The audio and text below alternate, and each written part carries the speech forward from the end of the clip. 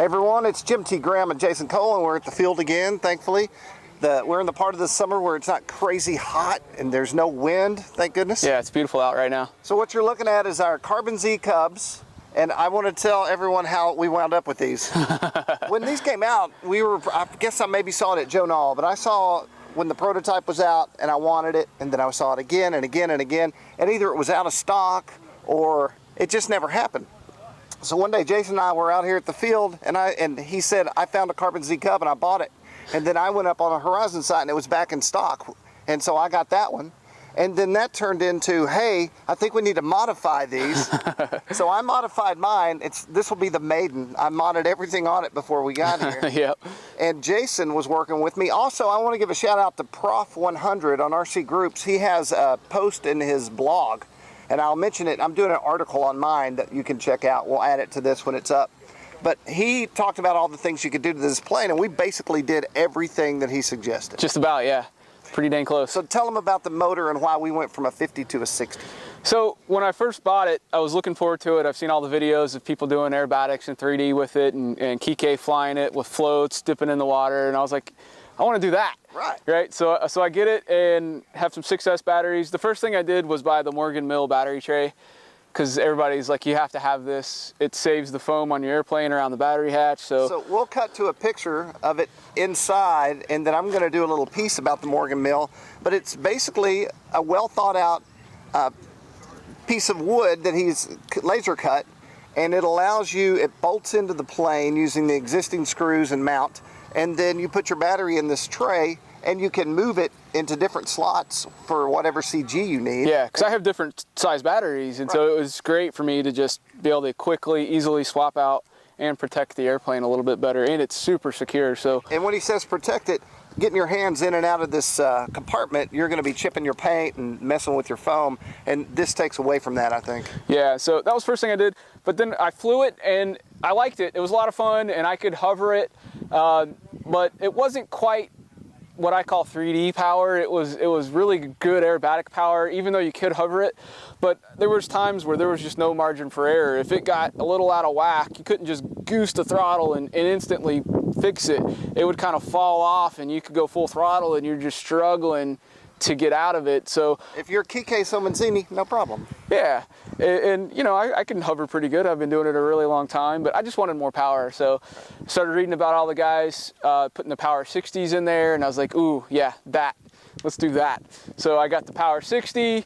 I've got the Zor 16.8 prop. I went with the APC 16.8. Now it doesn't look like it'll happen on this plane, but I'm pretty good at taking really expensive wooden props and chipping them on the pavement, so I went with the APC. And then of course you got to upgrade the speed control at that point, so we've got the Castle Talon 90s. And thanks to Steve for that unit. And tell them why you want a bigger ESC, just for the headroom.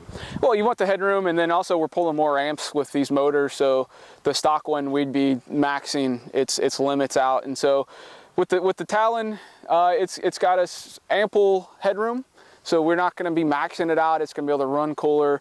It also, the size of it without the little plastic case housing that it comes with is really a good fit for the slot in the bottom of the Cub here. So let's talk about that, and I have a picture that we can cut to, but Jason flipped his upside down. The Talon's made to cool more effectively. It's got the heat sinks, yeah. So he flipped his over and left everything stock in there, and if it hasn't got hot on him, it's not going to get hot. Yeah, but I do have you know, a little bit of space underneath for the air to come in through the cheeks, get by the heat sink, so it's sucking the air off the heat sink of the speed controller, and then going through the rest of the system. And then I did what Prof 100 said, and mine's flipped upright, and I just took a saw, a little hand saw, just the blade, and I just cut myself a bigger hole over the top of the Talon to get air over the top. Right. Then I figured he did it that way, I'd do it this way. We'd see how it works. Yeah, and the other thing is I'm a glider guy, so I go to a lot of events, and I'll be at Aerotows, and the Cub is a really fantastic towing plane, and so they've got the mechanism already installed. It gives you the push rod for it, and you have to purchase a servo separately. I bought the one they recommended on Horizon's website, and I installed that with 2 screws and have my tow release set up. So I brought my Easy Glider out. Nice. It's really lightweight for this. I mean, they've towed the Atlantic from Hangar 9 with the Carbon Cub, so it's pretty powerful. So I expect to take off scale-like and then blast it and go vertical with the Easy Glider. And we did a really cool thing with the tow line on this because it's just a foam nose airplane. There's no tow release set up for the Easy Glider. So old trick we used to do back in the day was use Velcro. So I just tied the end of my tow line to a strip of Velcro, put the matching piece on the bottom of the nose of the glider, and Velcro holds really well straight. So it's gonna pull the glider along just fine, but when it's time to release, you just dive a little bit and then yank the nose up and it separates the Velcro and you're released. And it works really well. Super cheap way to do it. Yeah, super easy. We'll show that separately here, but I think very cool. That takes us to why these planes are awesome. Now they're big, and so you have to take that in consideration. You're gonna be breaking it down, putting it in your car, but they can 3D, they can fly like a scale Cub. Yep. I could shoot touch and goes forever with this thing. It's so much fun, especially with the Dubro tires, which is the other upgrade. So I left the plastic on mine. I ordered the Dubro, and when I picked up the package, I was like, holy cow, these things weigh a ton, which I say, forget where I wrote this, but if you're running the stock motor, I don't know if the Dubro tires are a great idea. You can. You can use them. It's just more scale-like. You lose a lot of the 3D ability. Right. It's going to be, because I weighed them. They're literally twice as heavy as the stock with wheels. The 60, you're saying that the Dubro's 60's no problem. We're going to go out here and hover this thing on the deck in a minute, and it's no problem at all. Now, a lot of guys are using the Cavan wheels. I just don't like the way they look. I have those on my Mojo 60. They're lighter, but they're more expensive too. Yeah, but the stock wheels, they're okay if you're flying off of pretty much just grass, really soft grass. They're super hard. They bounce. It sounds like a big thump when they land. One thing I did do is on the gear for the landing gear, it goes up into the plastic mount on the plane. I took the soft Velcro and cut strips, and I put 3 on the wire. Yeah. I hear it vibrates and rattles around, and so I put that in when I installed it to keep it nice and tight. Yeah.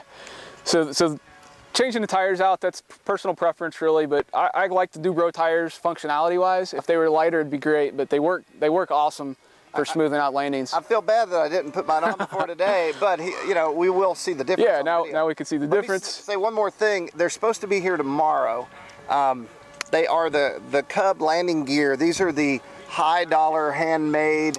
They spring loaded, yeah, really nice. So I should have those tomorrow, and I'm gonna drop those on and see what that looks like. We don't have it today. And one more thing that I don't have today is there's a guy, and we'll put a link with the video, but he makes window decals that are from a real Cub. Yeah. So it looks like you have a real pilot in your Cub. It also keeps your paint from chipping around where you put your battery in. Yep. And I'm going to attempt to put my head on top of that pilot's head. So me and my cowboy hat in my Cub. With the ponytails, that's awesome. And then you can also use the Cub on floats on the lake. Yes, and so we're going to do an episode where we go out to Percy Priest Lake and we show you this big old airplane hovering over the water, and the water's cavitating. It's just like, it's angry, like piranha. Yeah, it's a beast. You can do so many things with the Cub. I think that's why, one of the reasons why it's so popular. Everybody loves a Cub, especially one that's so versatile. Super easy to put together, not a problem really. Yep. So with that, why don't we go put these guys up in the air? All right.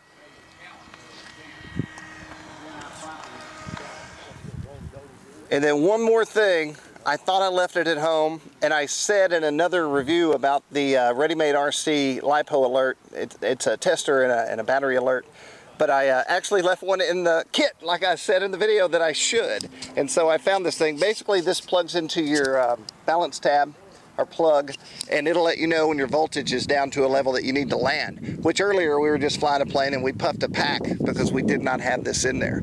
So when we're dealing with big packs like this, the last thing I want to do is puff it. Ready-Made RC, it's a battery alert. Go check it out. It'll save you.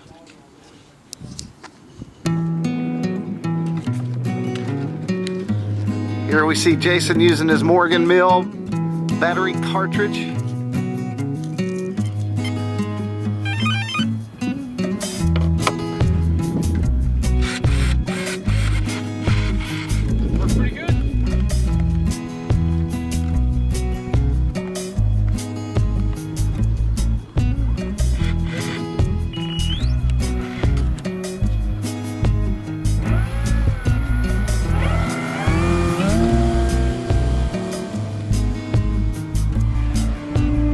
Holy smokes.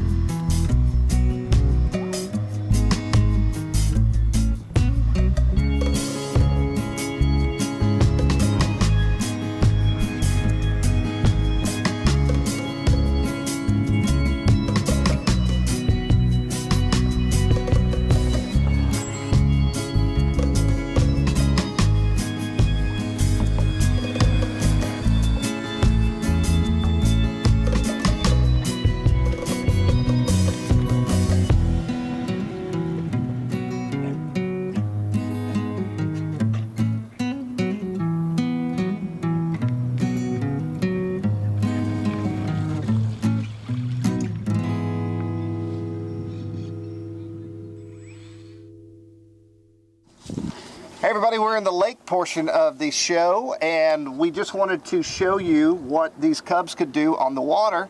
And you know, I'm not really near this lake. We're at Percy Priest Lake in Nashville, Tennessee. It's beautiful out here. The weather is like 80 degrees, light winds. And so Jason comes out here and paddle boards. Is that stand-up paddle? Stand-up paddleboarding, yeah. Okay, and he was modifying both the Cubs so he could fly off the water when he was out here. So tell him what you've done to these planes to make them fly off the water and to make them fly off the water better. Yeah, so starting with the Sport Cub, love this airplane. Really great size, fits in the car in one piece. And the float set that is used on it is the one from the Super Cub. And it comes with blue graphics on the sides. It doesn't really match. It's just kind of an after, you know, hey, this will fit the Sport Cub, so let's recommend it.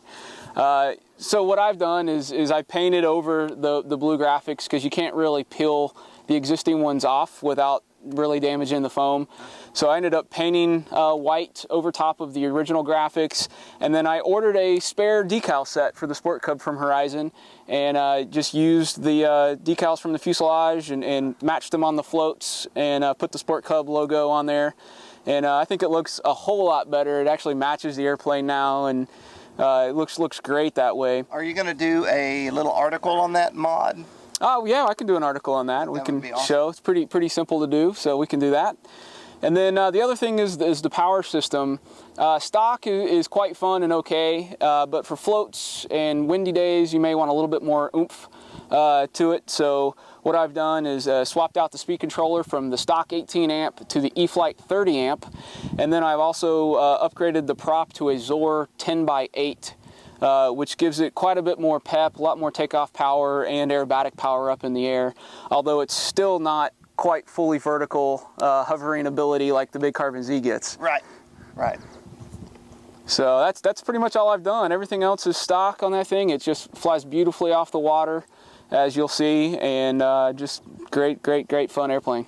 And then the big boy, which was awesome. When he fired that thing up, you could hear that motor racking off the mountains around us.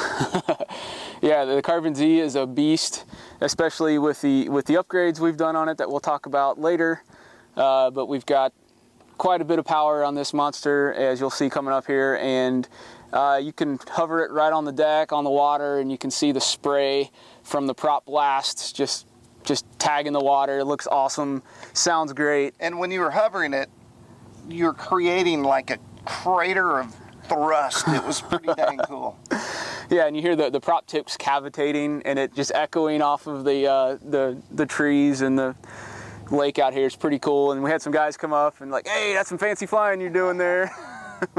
Let's cut to that right now. You guys are doing? Thank you. Is it electric? Yeah, Yeah. It's all electric. And then this is the big one, and then it's got a little brother that we've applied. So it was just too pretty of a day not to come out here, especially for the video podcast that we're doing right now, and just doing some awesome lake flying on floats. There's nothing else like it, you know, it's so much fun. One thing I noticed is the big Cub has a rudder on the float, so you can actually steer it, but the little one does not. That's true. So the stock floats for the little Sport Cub do not come with a water rudder, although I have seen some people add that. I think, I don't remember what the part numbers are, but there is a water rudder that you can order, and some guys are actually hooking up a servo embedded into the floats. Others are running a cable all the way up to the fuselage, little flex cable, and attaching it to the rudder servo. So that will control the water rudder, and I really recommend it unless you're flying on dead calm evenings. Back home. Yeah, it's just going to weather vane, and you're not going to be able to get it back very easily. I'm thinking some micro boat motors in each pontoon with propellers, and then you could really use differential you get right float on it. thrust. I like it. That's funny. All right, this is the lake edition of our Cub video podcast, and now we're going to jump back to the field.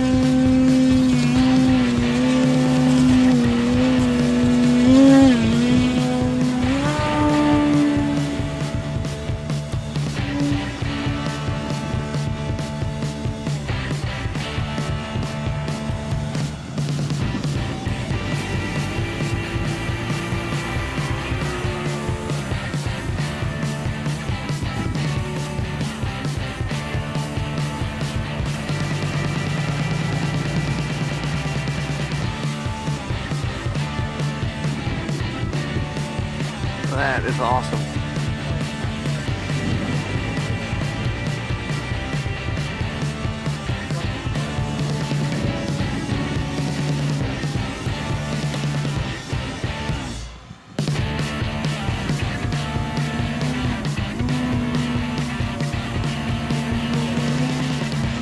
That's a photo op.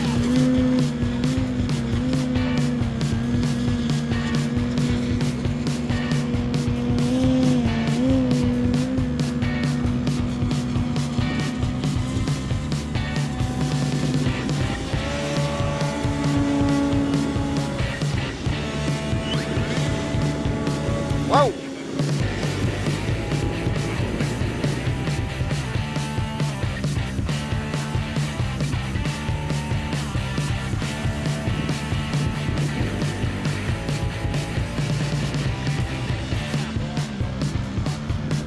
Jason?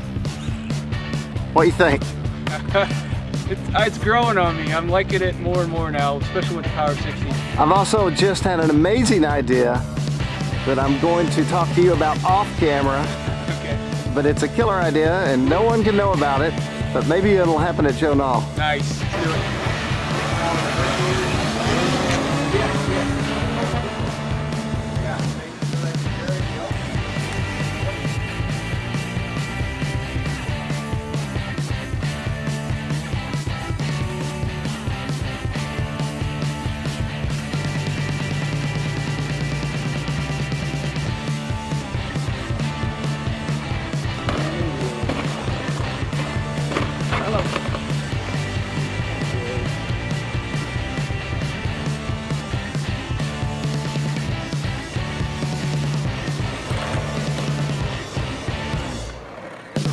All right, so we're gonna do an aero tow here with the Carbon Z Cub and the Multiplex Easy Glider.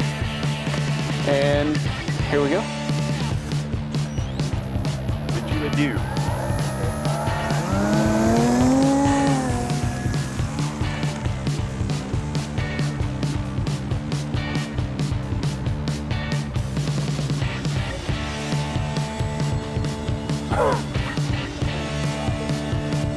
All right, I'm gonna kind of get level on it, and whenever you want, do the release. And we're off. Beautiful.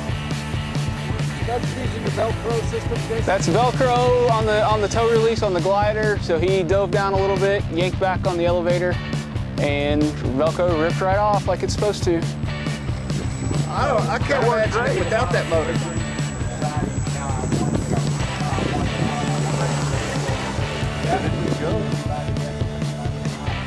Woo.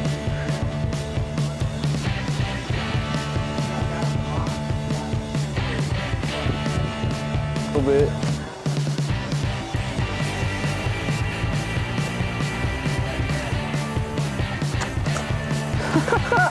Nice.